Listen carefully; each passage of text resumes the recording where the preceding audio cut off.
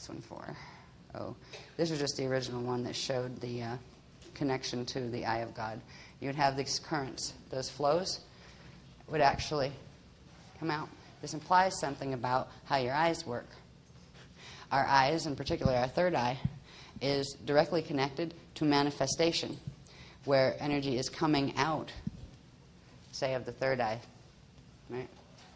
And it's going in all the way out through into the manifest structures, the structures of the rasha bodies and the light bodies, and then it does a turnaround point, and it's the turnaround point where it comes back, and we're able to see it, and it goes back into as optical nerve signals that get translated into what we see as vision on the outside. So all of our sensory apparatus, particular eyes, are connected in to all of this as well.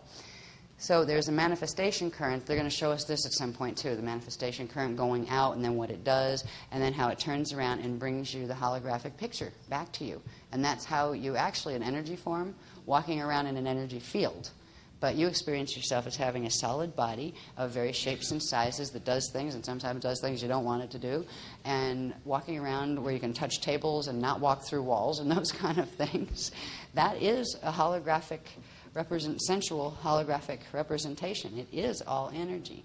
And once we can begin to get control of our core flows and get the mutations in the DNA out, we would be able to shift our densities at will. When the Adashi Masters can shift their densities at will. They could walk through a wall or a door or beam in from another planet. They could do all sorts of things. These things aren't fanciful. They're actually the natural condition that angelic humans and cloisters were intended to embody. So we're going to learn about this at some point. This is all just letting you see where it's going. But it means that the structure of the eye of God is also, our eyes are structured in a similar way. And there's not just one. There's something else that happens soon, where this is the one eye of God, and they refer to that as the allure. All right, next one, please.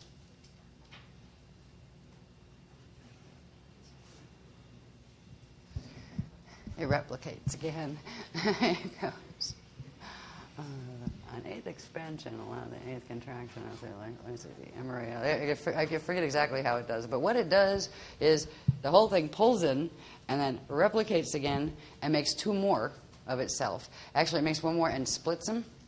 And I think it's a times 2 quantum because you end up with two that are the same size in quantum as the original one. The original one's referred to, and this would be the whole eye of God structure, all of those things. I just kind of left it at 7, right? The 7th one, the biggest one. There are two more. This would be the level 7 expansion, and this would be the level 7. Oh, they are half. Okay, they are half the size. See, I'm just learning this stuff too. But level 7 would be out here on the original, the big one, and that represents like your third eye. Your third eye functions like this too with your other two eyes. All right, so you have, this is a whole eye of God structure out to the size 7 size. And these are the phase balls that are inside. They're radiation spheres that phase back and forth and create spark pulse currents that allow for the thing to, at certain periods, pull back in and then come back out again. What these are interesting. You have the allure, the first eye of God. Then you have, up here, this one is called the adore, the eye of adoration, and the attore. I don't know what that is the eye of, but this is where the attore and the adore energies come together.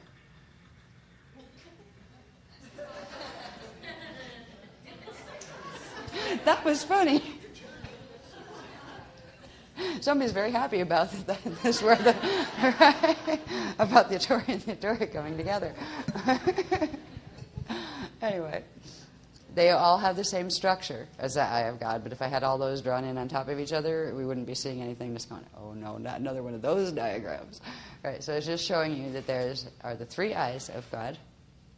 They are connected. They work as a phase set, like as if a Pardikai phase set. Creation point door is here. There's something fascinating that happens here that are just starting to show me with the graphs. I'm hoping to get some scratchy version done enough to show.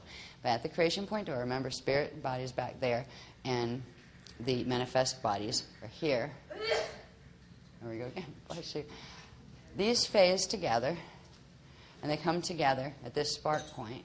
I believe that's right. Yeah, where their center. Let me find their center. Okay, that would be the center point of one of these spheres. Okay, that one.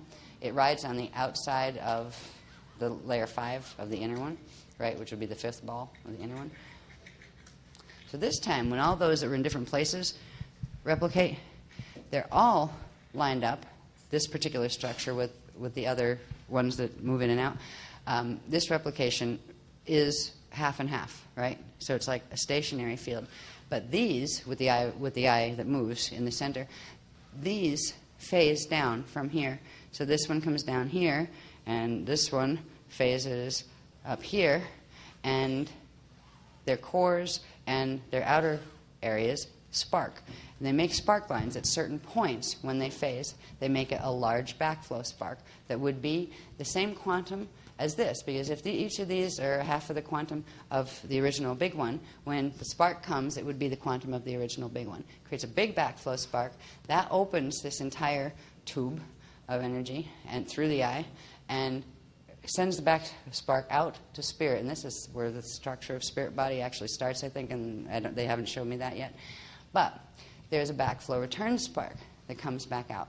And this is where you end up with a set of 4 of these coming out with a set of 3 in between them.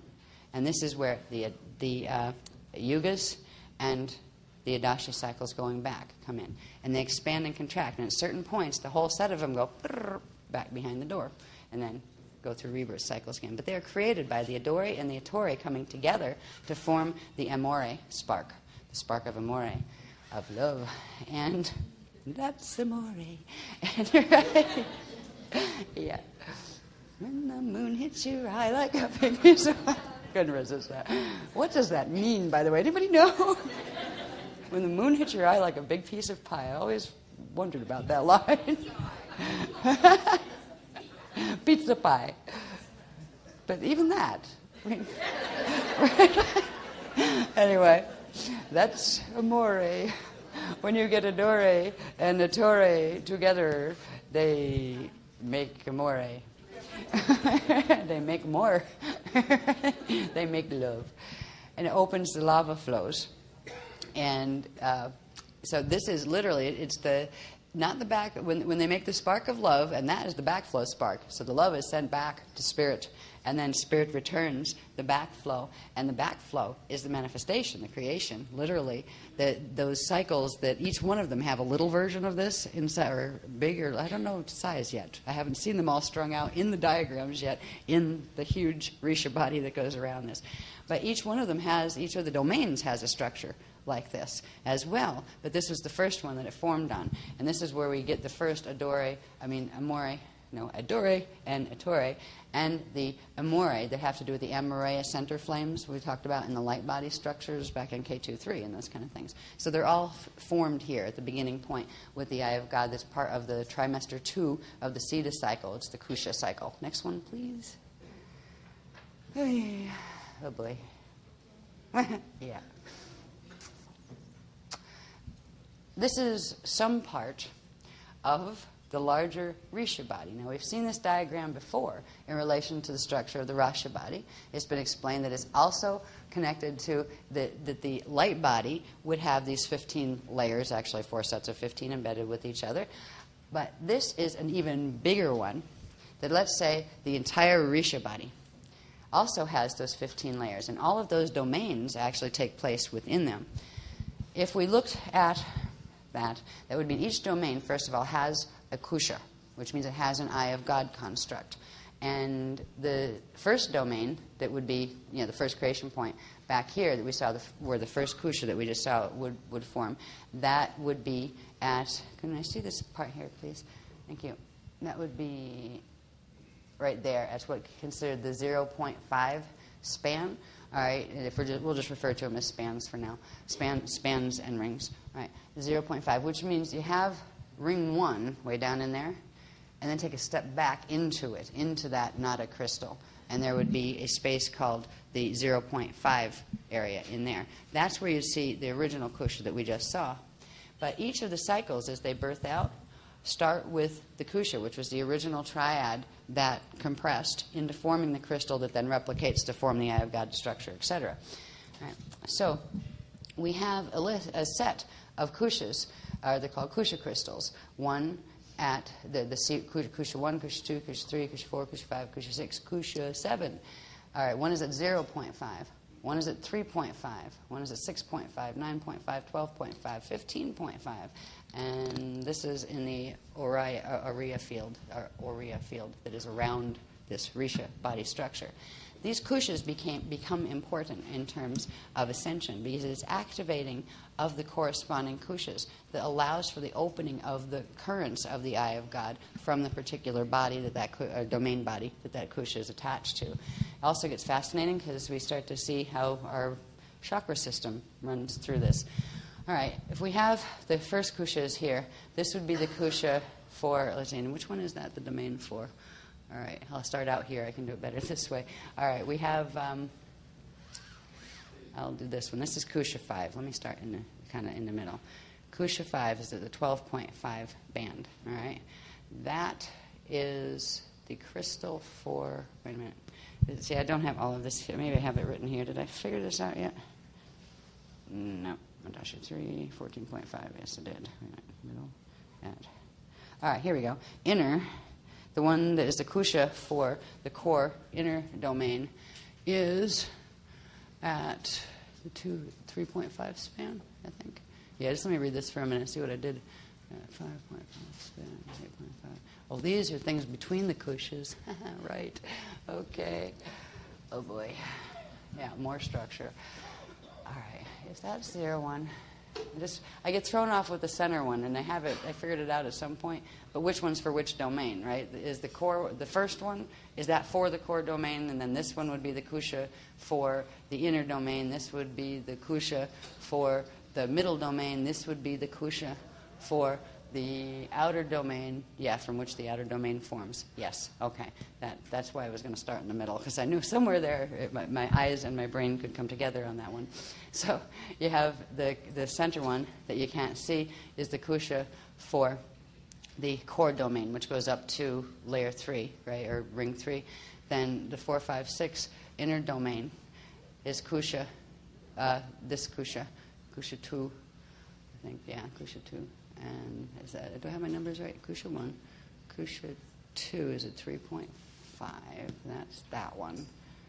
All right, so this is the seed. All right, you're right, thank you. This is the seed crystal, kusha 2, for the next set of layers, right? And that would be kusha 2 is for domain, the inner domain. This is kusha 3, and that's for the middle domain. Kusha 4 is for the outer domain. Kusha 5 is for the Adashi sets. Actually, I think there's Adashi. We have little ones in between here for Adashi 1, Adashi 2, and Adashi 3. But Kusha 5 corresponds to the Adashi domains, which means Christ star activation would have to do with activating these parts of the Rasha bodies and the light bodies. Now, there's a couple of things that we can learn from this. First of all, we're used to looking at the 15 Jalizic layers, and I'm sure there's a set of 4 of these because that's how they tend to come together. But looking at one of them, if we look at this as the larger Risha body, a part of the larger Risha body structure that all of our domain selves exist within, or even the cosmic level, because our bodies have a microcosm of this, and the cosmos has this structure too, where each of the domains has 3 primary layers. Remember, each of the layers or rings are Jalizic rings of specific types of energy, specific types of matter that has specific quantum, specific polarities, specific characteristics of the 15 different kinds of matter that are manufactured from the Navajo cells of the Rasha bodies, right? So now we're seeing for the first time the 15 structure put into, like, not just one domain has all of these, which each domain does, but on the larger scale, all of the domains fit into a larger one that has to do with the Risha body. So you've got your core body here, your core, your inner, is that right? Core, inner, middle, and outer. So the outer bands, where we are in the yugas, is between the 10, 11, and 12 space. This is our manifestation field here, where the Edans, the middle ones, manifestation space would be here, between 7, 8, and 9, the mantle, right? Where in here, the aquifers, that would be the Adon's inner manifestation space. And here, the core manifestation space. So out here, if we're here, and this is our, in the larger structure of the entire Risha body, this is where our little 15-dimensional systems or 15-layer things form, right? That means over here is where the Adashis are. So the Adashi systems that go with our Christ star activations and that level, those levels of our anatomy and our universe, would be out in these bands. So it's all actually in one place. It's not that you move from the core and then you're out here and the core was there. It is, but it isn't. It's all on center. It all has a direct relationship with the center creation point. What this also means is if let's look in smaller terms as far as our bodies, our physical bodies. Our physical bodies are physically manifest here. However, the chakra systems run very interesting. If you come up here, the outer domain, 7 embodied chakras. All right, this is where you can tell like where your feet are and where your head are, because you know which chakras are embodied. You know that chakra 1 is here and chakra 7 is here, and there's others that go up and others that go down. But if you take those, the 7 embodied, and look at this, chakra 5, chakra 6, chakra 7 are here running these frequencies. That's 5, 6, and 7 are running these frequencies. Chakra 4, 3, and 2 are running the Edon frequencies. Chakra 1 crosses over the line and is running the Adon frequencies. So there's this interrelationship where the chakras are not just running the fields, the light body fields from here. They're also running the light body and Rasha body frequencies from where it came from before. This would represent our past. Right? If we're out here, our manifest bodies are here, our Edonic bodies would be here. We were in our Edonic bodies before we birthed out here. The back step path would be the path going back there. That's the kale-hara, where the back step through the door. When you're here, you don't really want to back step through the door. What you want to do is move forward. That would be the Adashi ascension cycles, our future. So we're right in here, and our chakra system is directly plugged in to the entire structure of the Rasha body, of the spirit body, that holds all of the domains.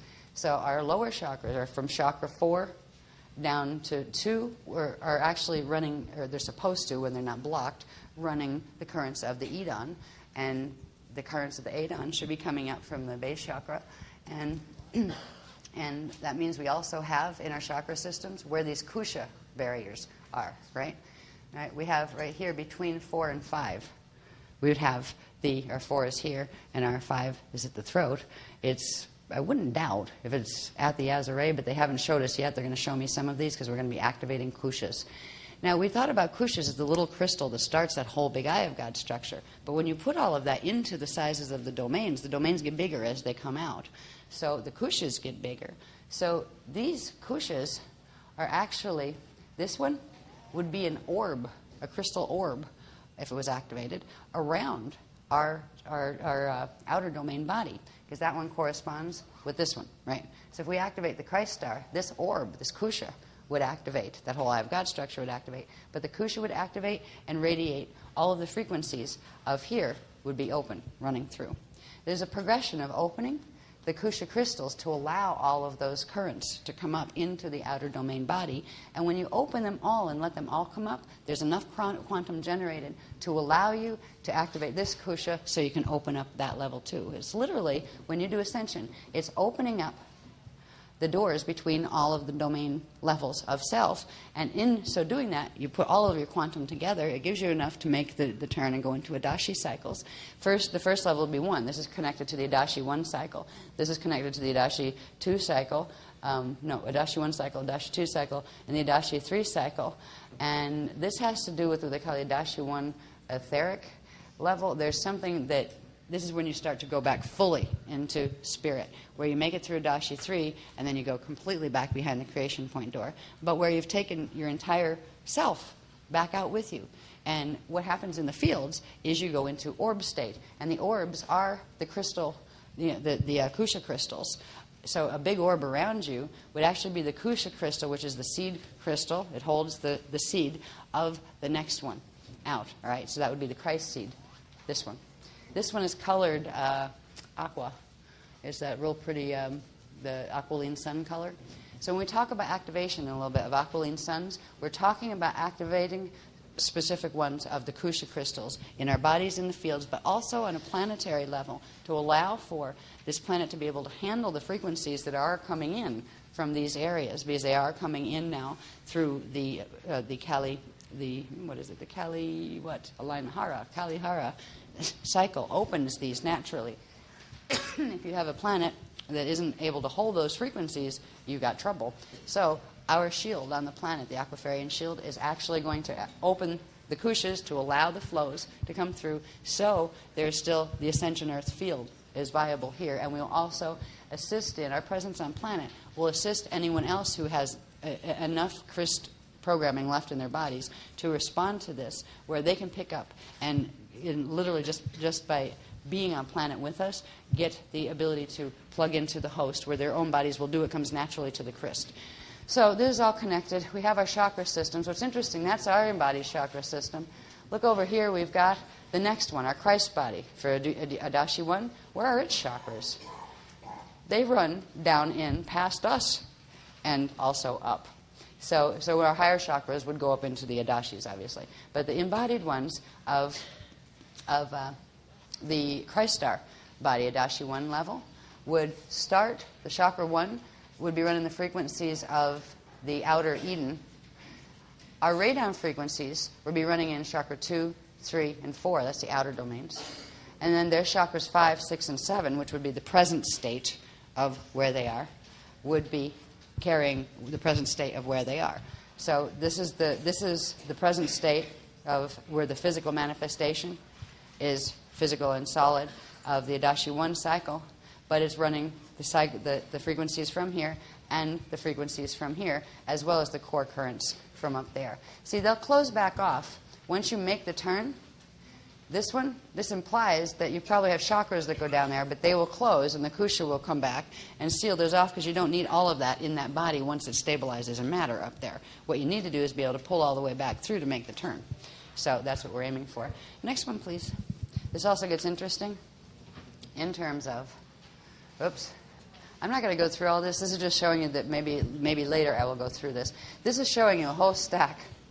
If you start at the core and go up the chakra system, right? Just our embodied chakras. What chakras are connected to which rings and spans, and where kushas are in between them, and where seed atoms like Unisai and Shadi and those things are located. So it's pulling the information from that graph you just saw and stringing it out in more linear so we can see what's connected to what. And this was just started, but I want you to see that that they're beginning to show us that. There's going to be a whole thing to do with chakras as far as the crystal heart healing programs. There's going to be an understanding of the chakras that will probably be very new, like larger than we've ever had before. Next one, please. How bad am I doing? See my watch? Probably a good thing. This is just to let you know. You can see your Risha body reflected in the eyes, because the eyes carry the currents that we just talked about on the large scale. All of those currents of, say your Risha body is what you just saw, that same diagram from before, right? And you have certain parts of it turned on and certain parts of it are dormant at the moment, where you don't have your kushas going inward open, so those flows are not open yet. All of the flows of the kushas are meant to come through. They will actually show in the eyes. And we're going through a phase of activation now, and we'll continue to do so, where you may feel eye pulses happening, where actually as if heat, like a burst of heat came through your eyes, and it might make them burn for a minute. Sometimes they're really strong, but other times they're just, you kind of feel something there. Or you're looking at somebody and all of a sudden you feel a presence with you, and it's you.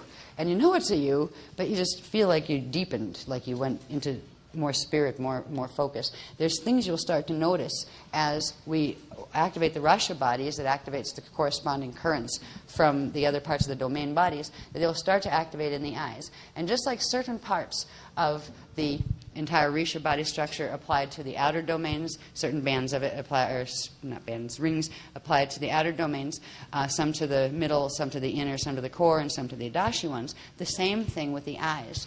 The eyes hold the same structure. If we look at where is our current domain, all right, our outer domain, that is between these bands, which are the 10, 11, and 12, all right? In from that are the Edens that we came out of. So our past would be in those. This line here that represents Kusha 4, that was the Kusha birth crystal from which our outer domains came, that is the boundary between the pupil and the iris. The part of the frequencies we're working to fill in now, which is the outer domain frequencies, where the place in space-time that we're finishing would show in the iris. The star effects that we get around our pupils have to do with the rays and which rays are activating. So there's a sincere type of iridology where you can read the eyes and find out all sorts of things. And but there is also something. When we get into this level of activation, they have said don't plan on doing any iridology classes and readings for people and all that kind of stuff, because this stuff is under absolute security cloak on a personal level. Your own Rishi body will not allow someone else to read your eyes, because it would, I mean, not just the key to the soul, it's the key to the spirit. And they can tell anything about you. And on this planet particularly right now, with all the FA problems running around, that there is a, when we start activating the parts of the Rasha bodies that go into the Kryst star activations, there is a natural frequency buffer. You can see it in your own eyes. You can keep track of your own eyes. But, because there are certain things you can look for as far as to start noticing where you might be as far as your Rasha body and light body activations. But no one else will be able to see them. And if you start seeing things in other people's eyes, don't even try to read it. It's not your business, and you'll get a misread. And we don't want people going, oh, I saw that, and that means that somebody's a dark avatar or something because they didn't have this in their eye and it's supposed to be there. I mean, this kind of stuff. People do this in some of these workshops, and it's time we all grew up as far as people that get involved in that, the finger pointing and stuff. Forget it at this point. I don't care if there's fallen angelics here. All right? I don't care if there's dark avatars among us. Hello. Hopefully you learn something, too, because you can make a better choice right here, right now. If you want to do this, you can, right? So it's time that we ease off each other, the people who have been participating in that for years now, because everybody gets in their little, like, well, that one's a bad one, there's rumors spreading, and it's just really terrible. We're supposed to be moving into Kryst star activation, Christ consciousness. Christ consciousness isn't backbiting, finger-pointing. All right, I don't know why I had to say that, but I just got nudged that it needed to be said. I don't know who to who. I'm not accusing anybody anything, but that happens in some of the workshops, not necessarily this one. All right, but if it does, it's not supposed to anymore. Anyway, this would be the areas of our iris would, first of all, the areas of our pupil that correspond with the Edens would be the 9, 8, and 7 layers, and that's where we'd see the dark of our pupil. Around the pupil is actually where the manifestation of Kusha 4, that birthed out the 4th outer domain cycle, would be. So when we begin activating Kusha 4, we will begin to see a band appear. And at first it'll be just like a little flash sometimes. You might catch it in the mirror. You'll start to see a band appear between the pupil and the iris. And these have specific colors. Could you move this up a little, please? Okay, it's Kusha 4. Kusha 4 is kind of like a bluey sapphire color. So you might see a bluey sapphire band starting to flicker in sometimes around your pupil. At a certain point, it will actually stay. It'll just be as if the black is turning blue a little bit before it hits the iris. All right, there's another thing that's interesting, where when we start to open the core flows, the eye of God flows all the way back there, the original first eye of God flows. There will be points where the lava, little spark from the center, comes out sometimes like a little pearly white spark, where you could actually, and when you get to the point where you can turn your body into light and do the even a slide, you would see the center of the pupils go pearly white, and then flash aqua, and then not the whole pupil, just the center part, and then you'd see almost like a rainbow spread out through the pupil part, and then you would see a flash of aqua-y color light, and you would also see this. And this is another sign that has to do with activating Kusha 5. Kusha 5 is an aqua-colored band. Kusha 5 is the seed crystal for the Kryst body, all right, for the Adashi cycle body. And when you start to bring in enough frequencies where this Kusha is activating, you'll start to see between the whites of the eyes, because this is the iris, and this is where we are is the iris, where we came from is the pupil, and where we're going is the whites of the eyes when we're looking at it in terms of eyes. And you would see around whatever color the eyes are, they didn't even get into colors because the colors mean something as far as genetically and that kind of stuff, what frequencies are running in the body and that kind of stuff. They didn't get into that. But when we start to go into and I'm not sure at which point, but we'll start to see a pale aqua, kind of like that aqua green color, the greeny blue aqua color of the aquiline sun around the iris, between the iris and the whites of the eyes. So it would be as if there's a little bit of a band. When we get to the point where we fully activate and turn into light, as the pupils are doing their strange little white dot rainbow thing, we would also get the entire, or at least the first band, if we were doing a Dashi 1, a wide band of turquoise, like pale turquoise light would flash there, and literally a big white flash, and then we turn into light and then come back not here, then we'd slide. So these are some of the things that we're moving towards. They have very, very physical symptoms. We'll be able to keep a bit of track of ourselves by looking in our eyes and trying to look for those particular clues. Because when you have the dark blue band starting to come between the pupil and the iris, that is indication that you've reached your body is reaching a certain critical mass of Kusha 4 activation, which is the one that goes with the outer domain cycle. And the Kushas are like the seed crystals, the baby crystals, for the seeding of that domain that all of the rest of that domain's body grows on. This is before the Rashas, right? Okay, so this one would be the one when you see that band, even if it's just flickering in here and there, or just a little haze between the iris and the white of the eye, it's showing you that there's enough, you've activated enough of this in your system, of the next one up, the Kryst star activations in your system, to where it's starting to take biologically where it's showing in your eyes. So there'll be ways to keep track of it a little bit with ourselves, and they'll tell us more of that. So that stuff, I believe, there's one more in that sequence. Yeah, there's a whole bunch more in the other.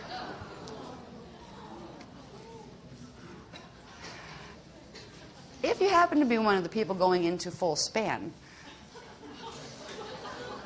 which means going in not just into a slide and doing the slower evolving to the point where you can do a full Kryst activation. When you go into slide to slide, you wouldn't have all of this fully activated, but when you go into span and to go up to Eartha, let's say, from Earth, your eyes would actually have these flows all open through them. And you would see, instead of the starburst points, they would be these lovely bands, and they're rainbow bands. They're like the pale colors of a rainbow, and it's actually very beautiful. It almost gives the eyes, they almost look like they're pale violet until you look closely. When an eye carries this configuration, I remember it from ancient times, not from anything this time around, but they almost read violet when you're not right up close. But when you're right up close, you can actually see the colors of the rainbow, because there are 12 of them. There are 12 fire lines. These connect to each of the fire lines. See, this configuration that we call the crystal heart code is a natural configuration of energy run, of energy flows that happen in Kryst star activations in the natural structure. So the gate systems that are built on them were built on them, not these flows, like created from something else. The gate flows are a natural part of the anatomy of the cosmos. They were just things that were put in here to make sure they could activate. So in our eyes, as well as in our planet or in our field, you could see our body in the middle of this. You could also realize, where was the pupil? The pupil was somewhere around here. At this point, you don't really see pupil. You see rainbow eyes. And if you see anybody with eyes that visits you in projection or anything, don't get scared. There's also a thing that starts to happen here where the pupil, as it lets more and more of the light in, it starts with where it's round right now and dark, right? where the light starts to open from within. And first it starts as a little sliver. So it starts to look more like a cat's eye. And then that sliver opens more and more until you have a round with the rainbow coming through. But that would be when you're going up into the full Kryst star activation and that kind of thing. But the same configuration that this structure, you'll see in a minute, has to do with the gates. This is actually the structure of what's called the Aquifarian shield. The Aquifarian shield itself is built on that natural Kryst code structure. And these are the flows. We'll see in a minute where they come from, but they correspond to, if we remember, this is the Rasha body pattern. These were the fire chambers. So one of these sets, these things that look like a figure 8, run on each of the 12. All right, we saw just one of those. Now remember, each has a chamber inside, right, and a little Kryst star crystal there. You'd start to see the Kryst star crystal shapes in the eyes of someone, by the way. They had, these activated. What's activating on this planet right now is spanner 7, so we would see the 7 one, but because we're at a very strange tilt compared to the natural alignment of Eartha, 7 wouldn't be in the normal place you might think it would be, which if this was 6, that would be 7, because we're tilted at 180 and plus 23.5 degrees compared to the natural Eartha axis alignment. So we'll see that in a minute. So this part wraps up what we've been shown so far on the eye of God. So you know when you're journeying, you're journeying down that central tube and down back into the first creation point. It's not just the local eye. It's the eye back down. The reason why we need to meet somebody at the Adashi temples that will assist us in doing that is we don't have those frequencies activated in our body or our Rasha yet by ourselves. So they're taking us there. Those who have them activated will take you there. And once you're there, it will trigger the activation in your body, the subharmonic activation, enough where you can go back and forth on your own so you can project back there again. The next thing that you need to know, though, before you can do journeys, is what is an Adashi temple? Where is it in relation to the Earth?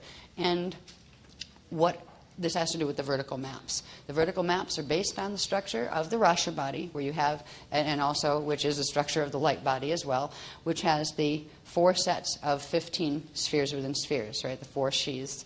And we've looked at it in various ways, even as far as how it applies to eyes now, that we're going to go into looking at it in terms of, I think I'm going to shift past those right now. I'll save these 4 for last, yeah. But we're going to look at it in terms, let me see, this one, this one, this one, this one, that one. Yeah, I'll save that stuff for when I'm talking about the history part. We'll start here. What I'm going to start in is this is the final last part before you go on journey and I go and find more graphs to make, is the stuff on this, and these are rough diagrams, but they're enough to illustrate the points. This represents Earth. This represents Eartha. Now, these are not exactly proportional in this diagram. This is just to show you Earth is a smaller, what was a star that has its chronosphere off, so it's called a planet here. And this is the larger host star. This was done during the Amenti rescue mission that we'll talk a little bit about later tonight when we get into the other things that have to do with caduceus and those kind of things. But this is the natural. If this is natural north for Eartha, this would be natural south for Eartha, east, west. Earth should be sitting the same way. You know how we have that ecliptic, right? Where we have the tilt? It has to do with the 23.5 degree tilt of the north. It's not just 23.5 degrees. This would be our natural north. Our north is here. If it was 180 flip, it would be here. It's actually 180 plus the 23.5 degrees. That means in our relationship to Eartha, where we should be able to run the flows and the currents naturally with Eartha, we are at such a twisted angle that nothing aligns. And if it weren't for these particular gates where the Navajo flows, where a system of crystals was put in Earth during seeding 2 that form what are called the Navajo passages, which are the gates that are the set of 12 where we showed in the eyes before, but imagine them coming out of the planet and reaching up into the planet's atmosphere. All right, they were put in because they are connected. They will connect to Eartha. They'll connect Earth to Eartha, but through this field here that is called the Aurora field. The Aurora field is what we've referred to as the gyrodome, where it becomes a gyrating dome. Part of it is manifest here, part of it's on the Adore side, so each side of it looks like a dome, but it's actually a sphere. All right. What it will do is assist those gate alignments, Navajo passages, when they open. It will allow whatever gate's here to almost like a combination lock. You can go in the bottom of, like, say, span 7, but if that's connected to the wrong span up here, it will actually rotate you to span 7 there. So you can get into the aurora field or the new Earth, ascension Earth zone. And then from there, you would be able to still access Earth once you had enough frequency, and you could do enough kryst star activation to do that.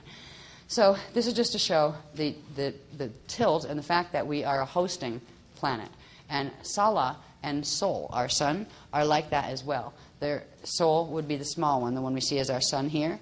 And then a different angular rotation and particle spin, you would have Sala, which is a density 2 level. It's a density 2 universal stargate 4.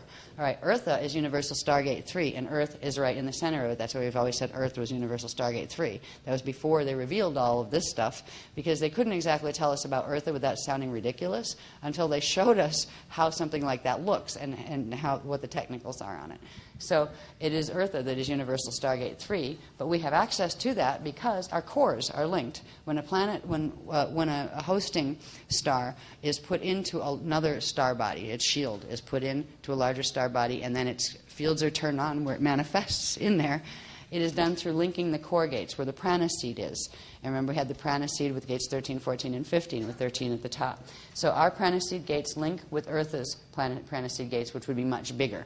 All right, and what we're going to see next is, if this is so, this implies that if we go up in Earth's atmosphere, eventually we'll run into where aurora field is, and eventually we'll go past that and run into what's inside of Eartha, eventually run into Eartha's crust, and eventually Eartha's atmosphere that would be out there. This is where we get the concept of the vertical maps, running from the core, all right, Earth's core, which is the same place as Eartha's core. There are certain parts of Eartha's core that run right through our whole reality field here, both under our feet in our core and our mantle, but also in our atmosphere. This is where we end up with what are called aurora platforms. They're platforms of energy, of this energy field, that connect to platforms of corresponding energy fields or planes of Eartha. So we'll look at that now and start. I think, is that? Yeah, I'll show that for a minute. The tilt you're seeing here goes back to this mess. I think that's backwards. Yeah, there we go. When we did the whole series a while back where we showed what a natural solar system is supposed to look like, and then we showed the mess ours is in as far as solar planes being tilted at ecliptics, the staff axes not lining up, so it broke the connection between the solar staff and the other staffs and everything. This is the mess of the magnetic fields, the poison apple field that is a result of the daisy of death paradigm. Sorry, I just had to get that in there. The yin-yang convoluted energy flow of the tube torus, which is energy convoluting itself, which is actually a sign for reincarnation. That's what it does eventually until it implodes. All right. So all of this is what that tilt looks like more close up, with the big trumpet vortices, artificial Merkabah vortices that are a mess that holds our tilt, it holds our wobble. This is all built on this, which is the Fibonacci spiral, Fibonacci sequence, and that doesn't have a relationship directly with its own center, where the kryst spiral comes right out of the center at specific rates. So this is just showing you, remember this stuff, where that tilt that you just saw of Earth being upside down inside and tilted inside of Eartha is because of all of this mess. Next one, please.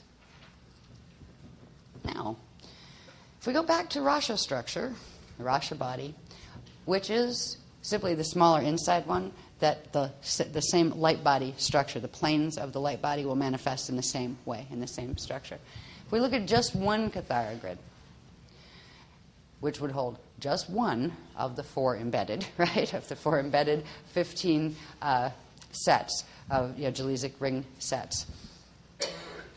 12, the 12th point of the Kathara grid would correspond with the 12th span, right, the band around the 12th layer.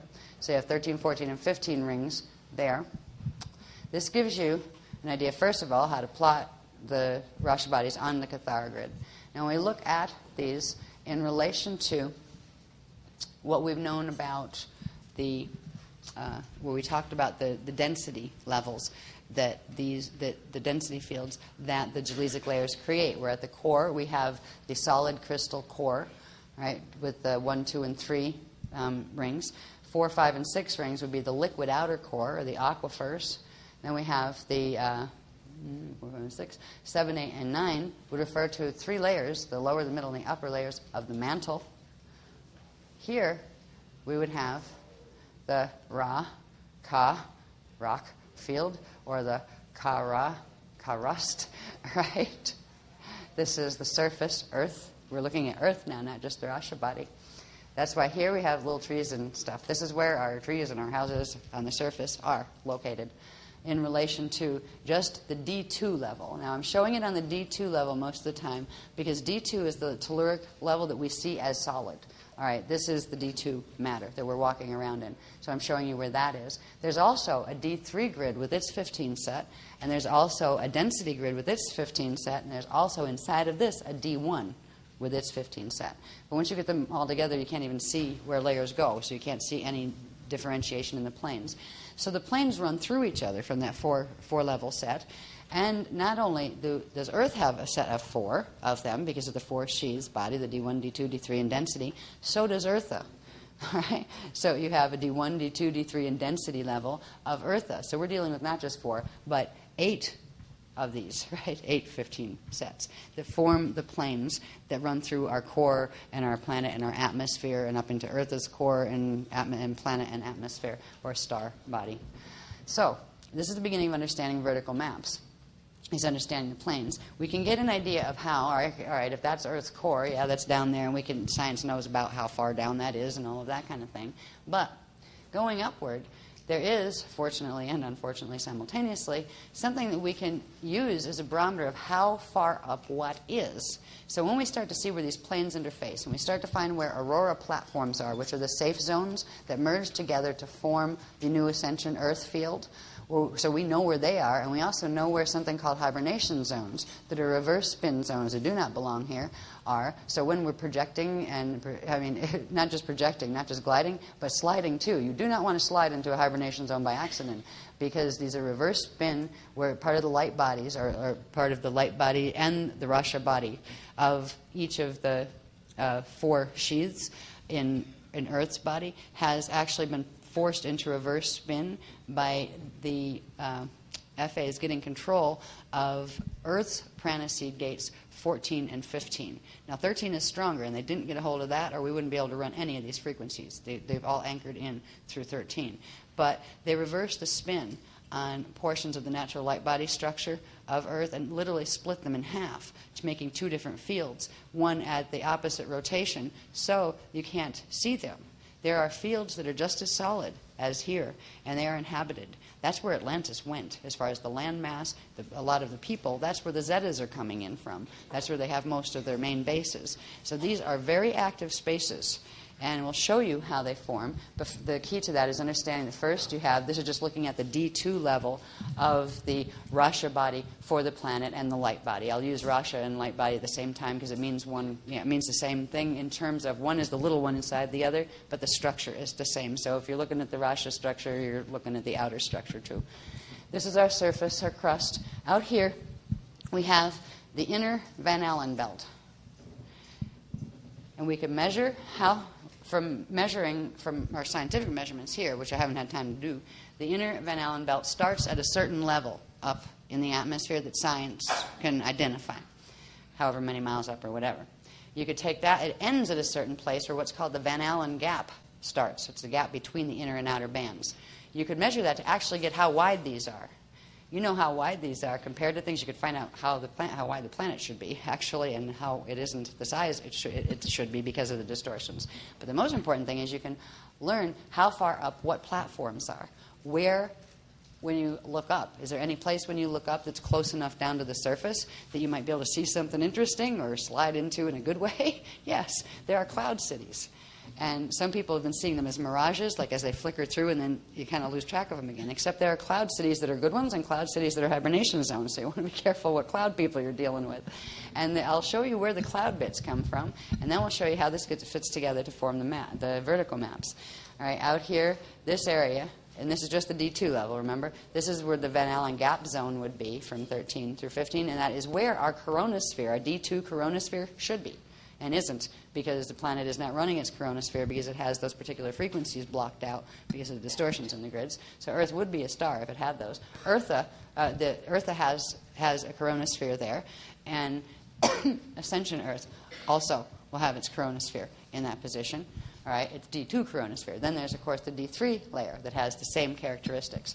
In every one of these, we have 4 sheaths. In every one of the sheaths, there are certain characteristics that are common to each set of bands. Like at the 6.5 level, I believe it's 6.5, yeah, between the outer aquifer and the lower mantle levels, there are always doorway gates in these that allow for passage from the aquifers into the mantles. So when you put them all together, you see all sorts of doors. Some of them, when you put them together with Earthas, you can see where there's doors to Earth connecting to doors to Eartha, and that goes all the way up through the atmosphere, but also down into subterranean areas and down into the core. There's a core gate connection where Eartha's gates and our core gates connect, our pranaseeds connect to each other, and you can pass through in order to enter the gates to go up to Eartha. So it's fascinating what the Rasha structure tells us about the world we're walking around in. It's absolutely fascinating, information. So we have the aquifers here, and they would correspond to the liquid cores. You would have doorways on the 6.5 span, and that would mean there would be doorways between the aquifers on each level as they go up. And when you see them embedded, it gets really interesting, which you will see in a minute. Let's see, what else is characteristic of each one of them? There's something else I wanted to talk about, too. Oh, by the way, this is the thermosphere layer, and this is Earth's inner atmosphere, just so you know. So this band right here is thermosphere, and that's a particular how many miles up thing that's on scientific charts.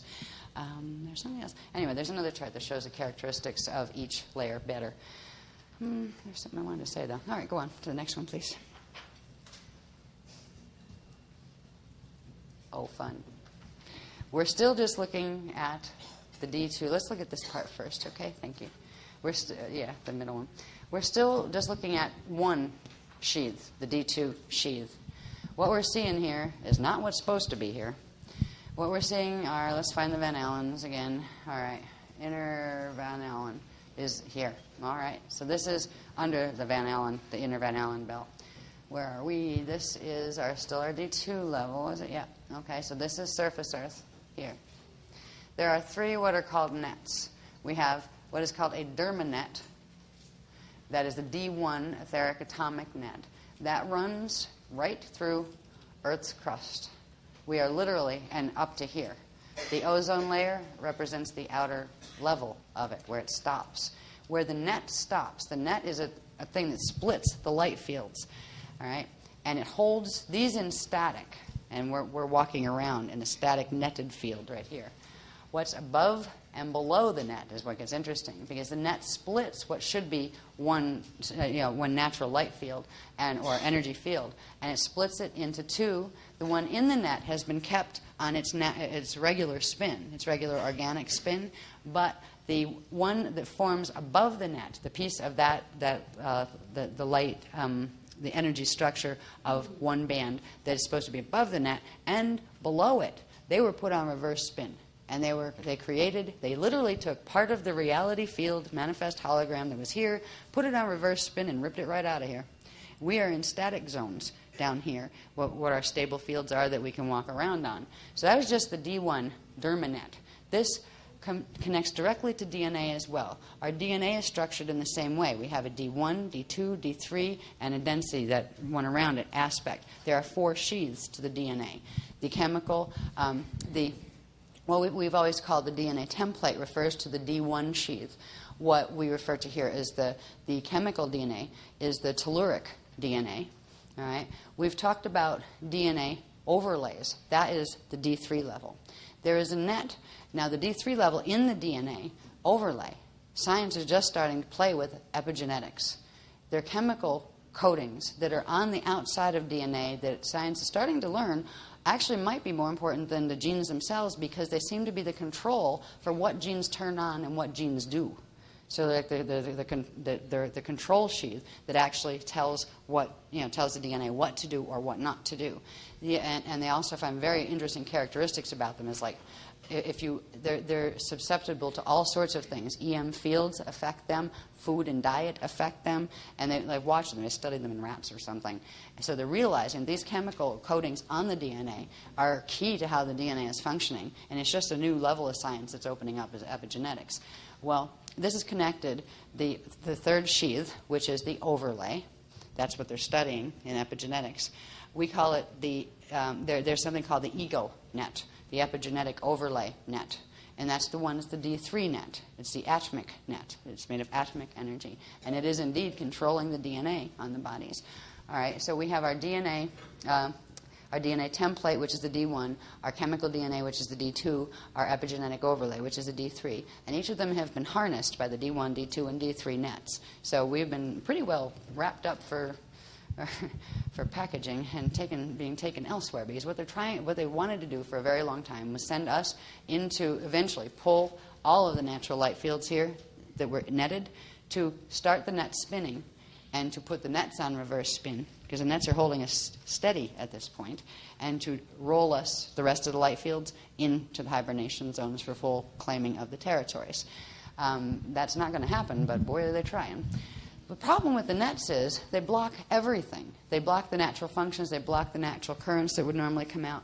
These nets are a result of the various aspects of the combined technologies that we talked about that have to do with the Borgia time rips that were released in other workshops, and the Metatronic beast machine technologies, and the threshold technologies. They all have a piece of that, and they work together to hold the nets in here. There's something we'll talk about later tonight. It's called the Caduceus network that is also connected to it.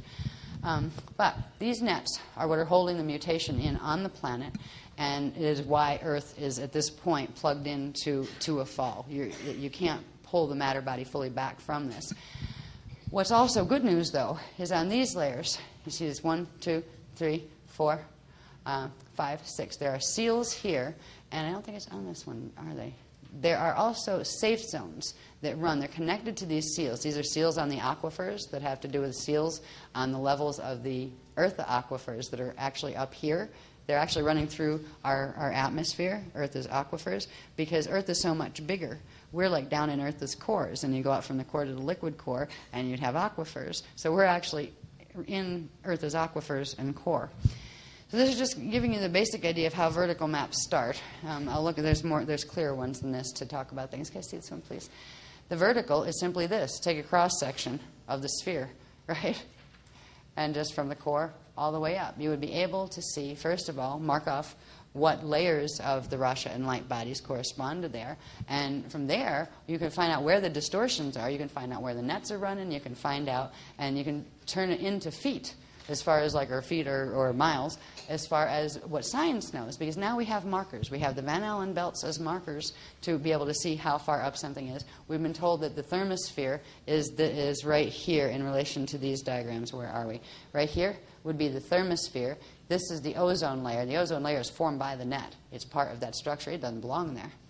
Right? So if people say there's a hole in the ozone layer, it's like, well, under normal circumstances, there shouldn't be that ozone layer. We wouldn't need protection from the sun because the thermosphere, the coronosphere, if we were a star, like we're supposed to be and our coronosphere is turned on, there would be an energy exchange between the coronosphere and the emissions from the sun and the central sun and from our star. And there would be a natural flow of the solar winds through the rod and staff currents, and they would transmute each other, and it would not cause a problem, and we would be living underneath the thermosphere. The crust would be underneath the coronosphere.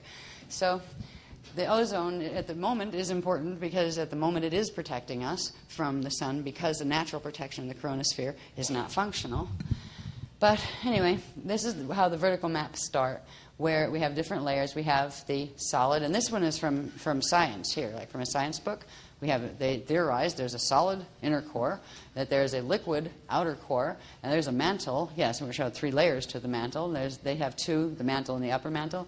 Our guys showed that there's a middle, a middle, and an upper mantle, and then the crust. And then this would go up. You could get diagrams that show like the troposphere, stratosphere, mesosphere, thermosphere. There's the thermosphere.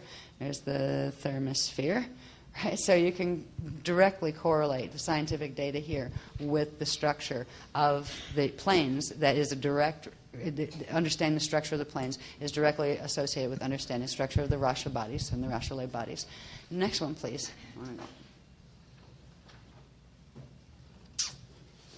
This is showing the D2 that we were just looking at, but now this is the small one, and here's the D3, the bigger one. Because to understand what's up in the outer portions of the atmosphere and like where Eartha might be and why we can send satellites up and they're not running into Eartha and those kind of things, we have to take it to the D3 level of the grid. There's also a bigger one, the density level of the grid. We'll talk about in a minute. But this is showing the two of them, it's showing where the Cathara grids for the two of them would be together in relation to the Van Allen belts. So we have the lower Van Allen belt here, the Van Allen gap here, and the outer Van Allen belt in this area. All right, so it corresponds to the D2, the D3 one is connected into the outer Van Allen belt. Now, the D3 grid is interesting because what this would be considered the mental plane. You know how we have like the emotional body, the physical body, some of the teachings that are out there now teach you there's a physical body, an emotional body, a mental body, and a spiritual body, right? The four-body system. Well, there's a lot more than four bodies we've got. But this would be the D2 emotional body, right? The D1 would be the little grid you don't see in here because there'd be another set, and they'd each have a set of 15. This would be the D3, which corresponds with the atomic plane, the mental body. The telluric matter is a bit heavier. It's not as light a matter as atomic matter is in certain ways. This atomic matter is combined, it's an atomic base, which is the 3/3 out, but it's combined with something else, so it actually turns out lighter than the telluric matter. So this is where it appears like dreamlike, where they would appear like ghosty and dreamlike. Anybody that lived there and came down to visit here, we have parts of our own consciousness there as well. That's where our mental body lives. That's where our thoughts go first before they actually manifest down here. And there's a whole connection how the manifestation cycle is supposed to work through the Rasha bodies. But this would be the surface of the mental body, where this is the surface of the physical body of Earth. And there's another density grid that would go out here at the same, where it's this line on the next grid up would be here, and this point would go up there. That would be what's called our density Merkaba, Cathara grid. The density Cathara grid is the same place as Eartha's D1 would be. So we have our little D1 grid in here, right, running from here to here. We have our density one. They'd be so big compared to the D2 and D3 off the page. And that density one represents the little one in Earth's body. But that also shows how close they are. It means that you keep going up. You go into our density one, you're crossing into the planes of Eartha density 1 field. And then if you took it that bigger, and another large-sized Cathara grid with another 15 set on it, you would be going into the D2 level of Eartha, which just like here, the D2 level of Eartha is solid. It is telluric matter base.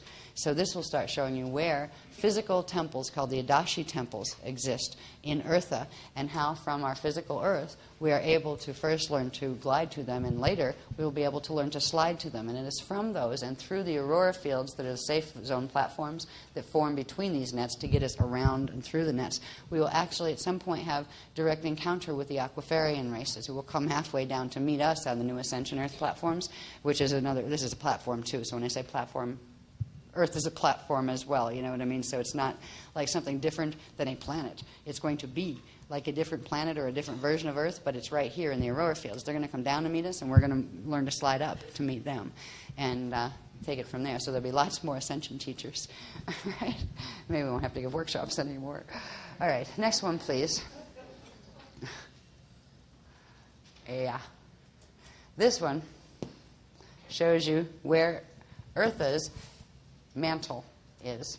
Now, in one of the characteristics that I wanted to talk about before, that each layer of the 15 layers, each dimensional level of them has characteristics like we had gates at the 6.5 span, which made like little doorways between the aquifers and the mantles. Well, there's something else on the Ma 8 layer, right, which turns out to be the middle mantle layer on each of the D1, D2, D3, and also going up into Eartha. There are something called the subterranean biomes. And we have them on Earth, and they're literally biome fields. There are things people civilizations that live underground. The D1 ones tend to be those little etheric things that people like to call fairies and those kind of things. But there are others that are of D2 matter, not D1 etheric. They're actually telluric. So there are physical types of smaller beings and also larger beings that live down under, in the Earth's mantle. Science doesn't know this, and they have the ability to use certain natural characteristics of the Rasha body, where you can screen it. You can use ground-penetrating radar as far down to the core if you want to, but unless it's programmed to interface with different angular rotation of particle spin, it'll go right through certain things and not read them as there. So there are protection fields that are around these biomes, and some people have actually been taken in for visits and things like that, and they read stories about them in the New Age movement. But not all the biomes are good ones. Because of the nets and the hibernation zones, there's a subterranean layer of biomes that are controlled by the hibernation zone people, and they're the ones that tend to be the ones that are inviting people to come into Agartha and places like that. Because what you're seeing with these hibernation zones, these are the nets, right? The big round tubes are the nets, the static nets at the moment. Well, they were static. They're starting to roll now. What's above and below a net, this is the D3 one, the D3 net. What's above it is the upper D3 hibernation zone and the lower D3 hibernation zone. D3 hibernation zone up here, I don't know if I have the names on them yet, but we have... no, it's another one I have the names on. I was going to talk about that tonight anyway. What I wanted to do is just get you to where you know where Adashi is, because that's what you need to know for the journey, so you know where you're going. And we'll talk about more of the nets and what they're doing, and also what's called the Caduceus network, which is a set of very nasty gates and a very large ankh that runs through the center of our center rod on the planet that has recently been activated by the hibernation zone crews as their final hurrah. And what it's meant to do is to try to roll us into 3-day pole shift into the hibernation zones. They don't care if anything lives on the planet at this point. They just want to take it.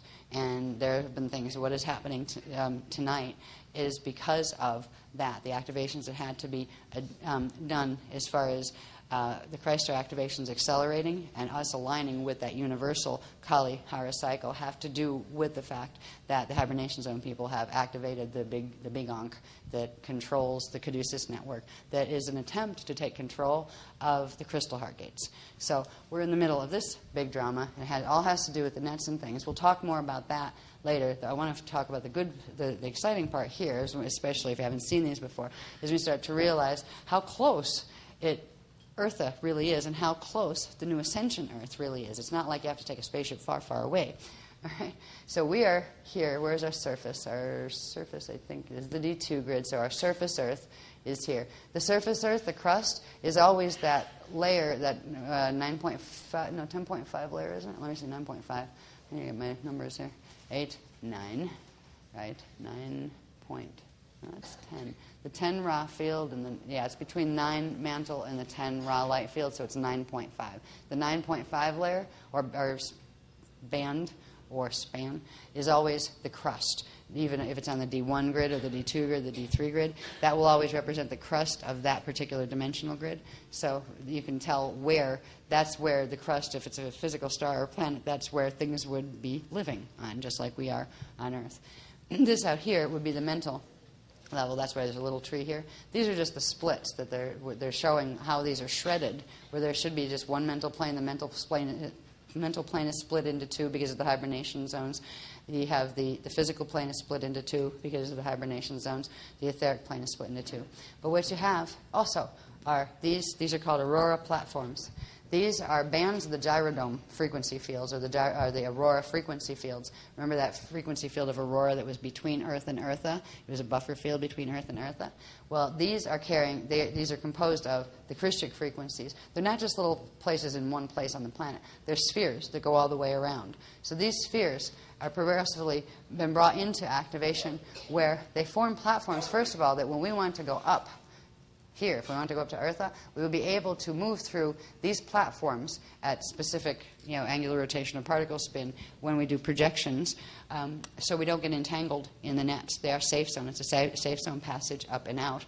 And this is just showing them in relation to, like, here's the outer Van Allen belt, and there's the inner Van Allen belt. So these are literal spherical platforms that, when fully activated, when the Rasha bodies activate and when we which has already started. We've already got to the point where we have most of these open and active already, where 1 and 2 spheres will merge and form a field. 2 and 3 will merge and form a field. 3 and 4 will merge and form a field.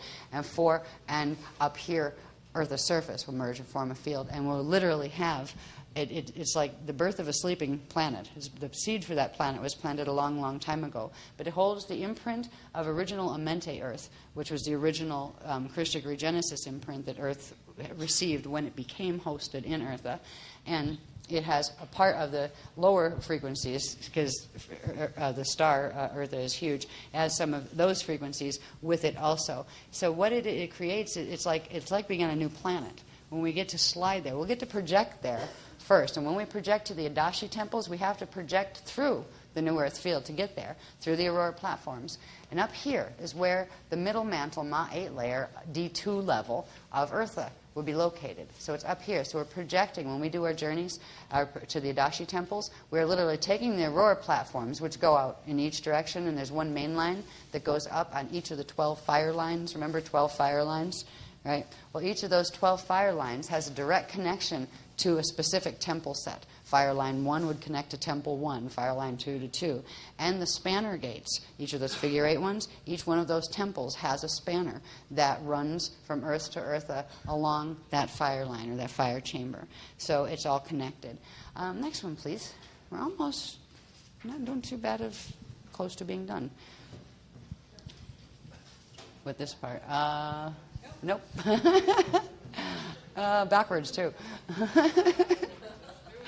I know. I need to see this corner down here clearly, please, over here. I'm going to have to do this, because, yeah, if we can get it where it doesn't fall off the thing, because I want to show that. This is how the vertical maps are pulled. Oh, somewhere is... All right, the one right before. I need to... Yeah. This is always not fun to do. I put this on... I'm get it. First I have to get it on where it's not backwards. All right, now... If you take that corner down there, representing the core, and you align the core that way, right? And you put a dot going from the core up that line, the vertical line, every place a band crosses, right? Every place you put a dot, every place you see a sphere crossing that central staff on this one. That is how the vertical maps are pulled, where they're literally a cross-section of this. They come from the spherical maps. So what you're seeing is if you put a dot at each time you set... Well, do it this way. If you put a dot each time from here, from the core, you said, okay, ring 1 is there, span 1.5 is there, span 2.5 is there, span 3.5, because the spans are where actually the pen makes the mark, right? It separates the layers. If you just put a dot going up on this to mark the place where the staff crosses through each of the planes, and then took that and just looked at it on each dimensional level, you get this. On the D1 level, oops, and you do the staff proportionate to the size of the kal-hara, right? Grid for that dimension. You'd get the D1. You'd have the D1 stack going from D1 up. Show you where the D1 planes are. It'll show you where actually D1 was over here, I think. D1, nope, that's a D1. Show you where the D1 planes are, where the D2 planes are, where the D3 planes are, in like separate, when you separate them out. Now, of course, all these are together. And what you do at the end of all this is you put them all together to see what interfaces with what. And we're still working on getting all of those where you can write down on the side all the specifics. But what it also shows you is the vertical lineup of what is where the Aurora platforms are, where the hibernation zone are, where the nets are, where the Adashi temples are, and all of that. So you can get an idea of exactly what you're doing. They're going to teach us how to use these maps in a lot of ways.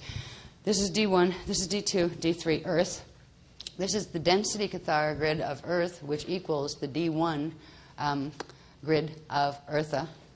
And this one over here would be the D2 one of Eartha, the physical of Eartha. So you have physical Eartha and physical Earth here, D2. Now, there's characteristics of each one of them. You have at the 6.5 span, you have the doorways. You have the subterranean cities at the Ma 8 level. The subterranean cities are, they're actually crystal cities up here. These are the Adashi temples on this grid, right? That's the Ma 8 level of this one, of the D2 level of Eartha, and that's where the Adashi temples are located, where our temples are located, our subterraneans are located in our D2 way down here. Now, if you brought that all the way across over to here, you'd see the relationship, see how far apart they are and that kind of thing. So this is just showing you how these vertical maps are created from the spherical maps. And the spherical maps are created by comparing known structure of Rasha and light body to known increments in atmosphere and core and that kind of thing as far as the planet, where you can actually plug in the structure, the cosmic structure, right into how it manifests here and what parts here that we know are there and how far up they are off the ground, how they're actually the coordinates to show you where the rest of it fits. So that's what the vertical maps are about, and that's what we travel when we go to the Adashi temples. Next one, please. Over here on the side shows when you put them all together, when you put the D1, D2, D3, density 1, or density, which is D1 Eartha, D2 Eartha, going up to D2 Eartha. So it shows the 5 levels. It shows from Earth D1 up to Eartha D2, which gives you 5 separate planes, each with 15 gelesic layers and interfaces, and each with certain characteristics associated with specific bands. At the core, you have the nada crystal, all right, the D1, or not D1, but be it D1, D2, D3, you have a crystal bed there that corresponds with the gelesic layer 1. All right, so you have crystal beds down in here, and that's in our core too, as well as Eartha's. These crystal beds correspond with the nada 1 crystal in the D2 level of Eartha, and they're right beneath our surface. These are the crystals that they've been finding in like Chihuahua, Mexico, and stuff like that. They're finding just the beginning, tips of them. Inside of those are doors that actually connect up into the aquifers, the Eartha aquifers.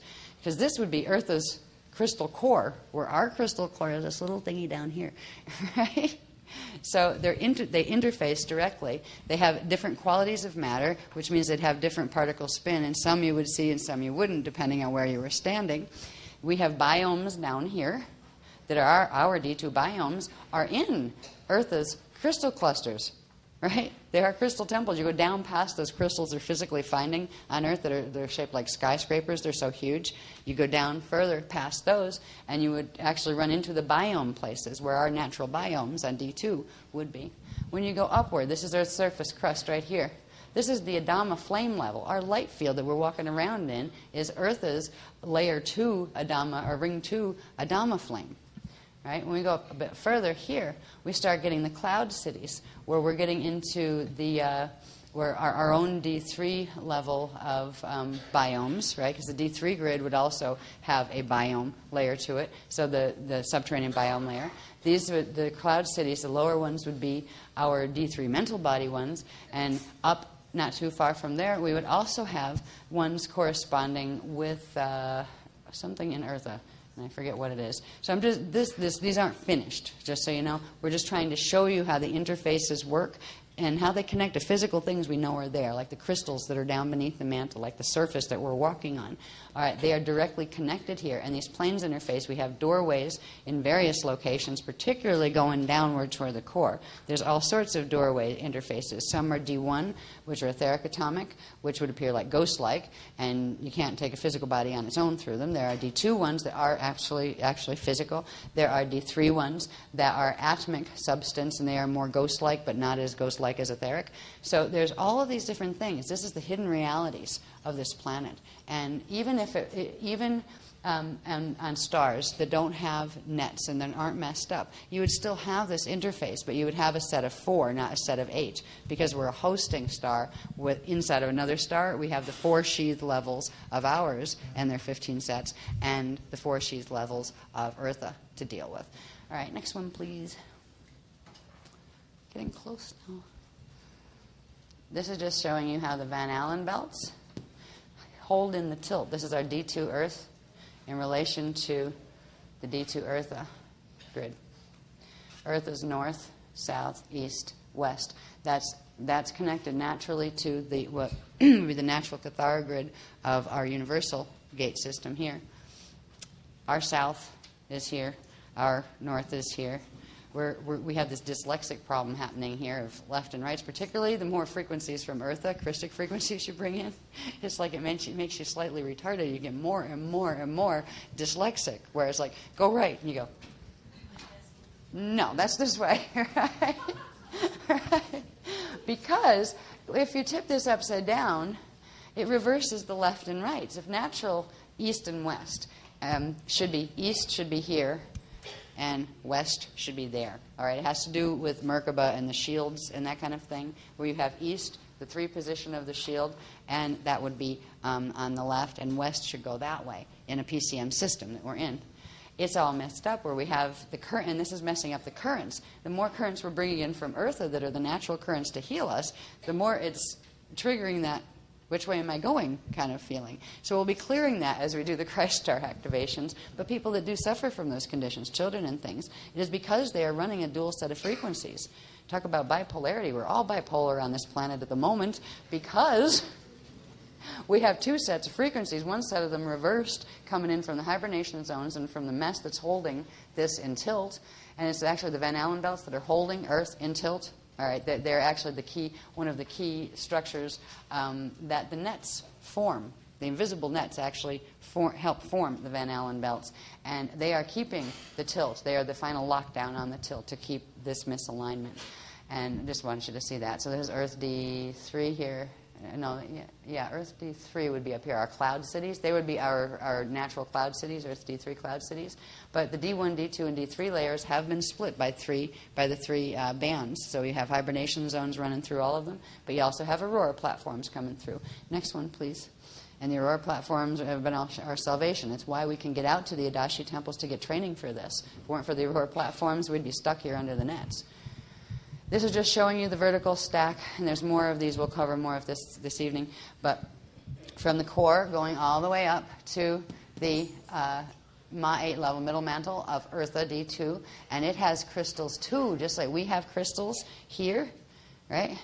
Down here that happen to be Eartha's crystals. These are Eartha's crystal core. Right here, these are considered the Adashi crystal temples, and they're also referred to as the Syrian temples. Because if Eartha on the kale-hara grid of the Universal Stargate System is number 3, right? SG3. If you go up 1 to density 2, directly straight up. Next is the 6th kale-hara center, right? We've always said that Sirius B was USG6. The core of Sirius B interfaces with Eartha, just like the core of Eartha interfaces with us. All of these things are much more closely related than they appear to be. Certain spaces seem to be light years between bodies from one perspective, but they're actually not. The bodies are structured this way. So what they've begun to do is actually they're activating the Syrian temples in Sirius B Edan level, which is not a fall system. The Edans don't fall. And they're connecting it, they're opening it into Eartha's temples, and then opening Eartha's temples down into the core of Eartha, which is under our feet as far as the crystals here, and then opening that down into our core. And these are where the crystal heart gates run. All right, so they are running like literally the fire lines, but running that span. So there's a set of crystal hearts that run here, run from Earth to Eartha. There's another set that run from Eartha up to into Sirius B Edan level. There's another set that run from Sirius B Edan level into Andromeda on density 3 in the Adon level. So this is how the gates are actually linked to form a natural Christic host for this entire system, because the Ekaveka system is falling. It's not just Earth or density 1. So next one, please. I will go through these later and tell you about the cloud cities and the ocean cities and those kind of things in a minute. This is clearer to do that on. This is showing the vertical map a little more clearly. It just needed to be really, really tall. It wouldn't have fit on a Mylar. So these are actually between these, right?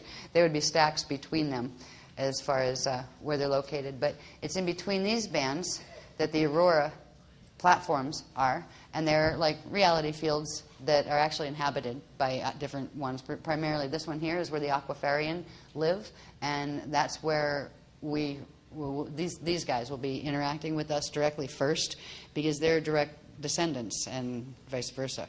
We're directly genetic kin as far as the Aquiferian are part human from here and part of the Aquari races from up here. They're called the Bendy Aquari races, the Aurora races, from up on Earth's surface. So they're in between zone. So we have here in the thermosphere down here, these are the cloud cities. The Aurora 2 platform are known as the cloud cities. They're referred to as Acélion, and it's that's the main cloud city bank. But it's like a planetary plane that appears as a three-dimensional system. And we pass through these, and when we do projections, we hop the auroras. In between the auroras, there's something they're called the Akusha platforms. These correspond to the Adore side of the same thing. And they